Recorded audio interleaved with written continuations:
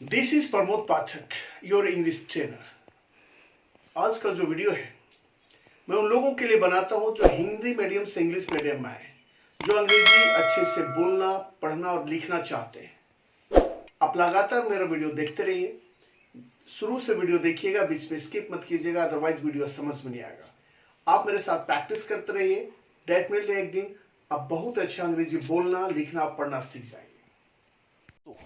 अपने जीवन के डेली लाइफ में हम लोग इस तरह के सेंटेंसेस बोलते ही रहते हैं। अगर उसका बस चलता तो आज ही हेलीकॉप्टर खरीद लेता। अगर उसका बस चलता तो मुझे मार देता। अगर मेरा बस चलता तो मैं तुम्हारी मदद ज़रूर करता।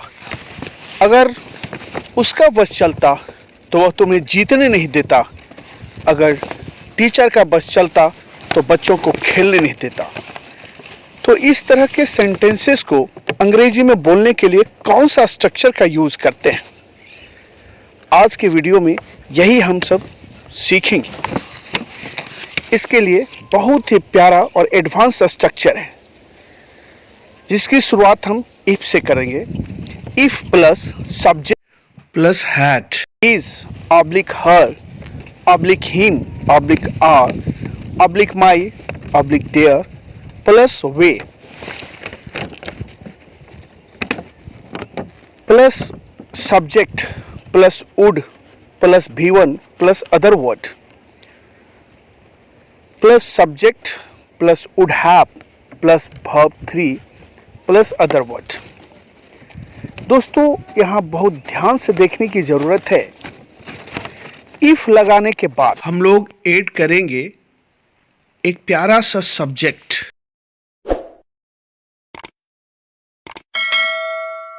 सब्जेक्ट और सब्जेक्ट कुछ भी हो सकता है। सब्जेक्ट में I, we, you, they, he, she, it, singular noun या प्लूरल नाउन भी हो सकता है। उसके बाद लगाएंगे हैड। हैड लगाने के बाद उसको यहाँ पर बहुत ध्यान से प्रोनाउन को देखना है।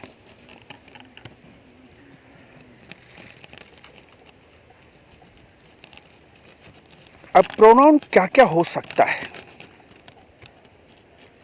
हिज हो सकता है, हिम हो सकता है, हर हो सकता है, आर हो सकता है, माई हो सकता है, देयर हो सकता है। इस तरह के प्रोनाउन यूज होंगे। यदि सब्जेक्ट आई रहेगा तो प्रोनाउन माई आएगा। अगर सब्जेक्ट वी रहेगा तो प्रोनाउन आर आएगा।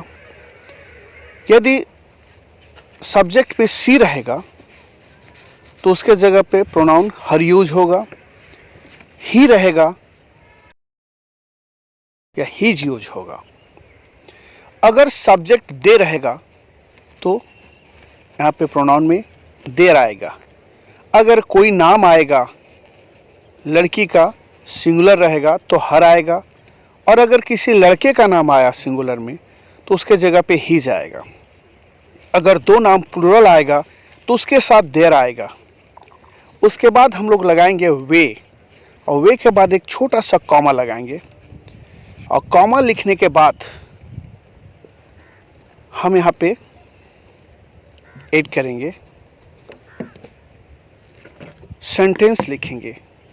या तो उसको वुड प्लस V1 से बनाएंगे, subject plus would plus V1 से बनेगा, या फिर दूसरा सब्जेक्ट प्लस वुड हैव के साथ V3 का यूज़ करेंगे। कहने का मतलब यह है कि subject plus would plus V1 plus other word use करेंगे स्ट्रक्चर में। दूसरा स्ट्रक्चर जो बनेगा वो subject plus would have plus V3 plus other word. यदि सेंटेंस नेगेटिव रहेगा तो वुड के बाद नॉट आ जाएगा।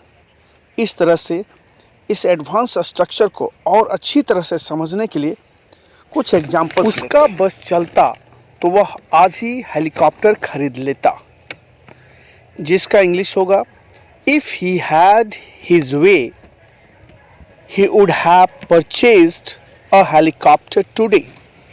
If he had his way he would have purchased a helicopter today. Sentence would have से क्यों बना? इसका मतलब है कि वो हेलीकॉप्टर खरीद लिया होता अगर उसका बस चलता तो यहाँ होता वाला सेंस आया है, इसलिए वुड हैव का यूज हुआ है। अगर उसका बस चलता तो वह मुझे मार देता, जिसका इंग्लिश होगा if he had his way he would have killed me. If he had his way he would have killed me. अगर तुम्हारा बस चलता तो तुम मेरी मदद नहीं करते, जिसका इंग्लिश होगा if you had your way you would not help me. If you had your way you wouldn't help me. इसे और अच्छी तरह समझने के लिए कुछ और एग्जांपल्स लेते हैं। जैसे उसका बस चलता तो वह तुम्हें जाने नहीं देती, जिसका इंग्लिश होगा if she had her way she wouldn't have let you go. If she had her way, she wouldn't have let you go. अगर उसका बस चलता तो वह तुम्हें जीतने नहीं देता। उसका बस चलता तो वह तुम्हें जीतने नहीं देता, जिसका इंग्लिश होगा If he had his way, he wouldn't have let you win. अगर मेरा बस चलता तो मैं तुम्हारी मदद जरूर करता, जिसका इंग्लिश होगा if I had my way I would definitely help you. If I had my way I would definitely help you.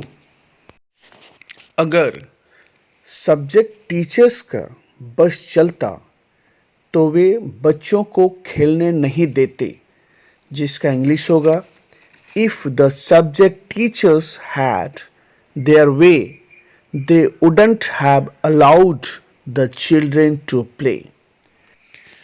If the subject teachers had their way they wouldn't have allowed the children to play. If you like my video, subscribe my channel, hit the like button or press the bell icon. Thank you for watching. Bye.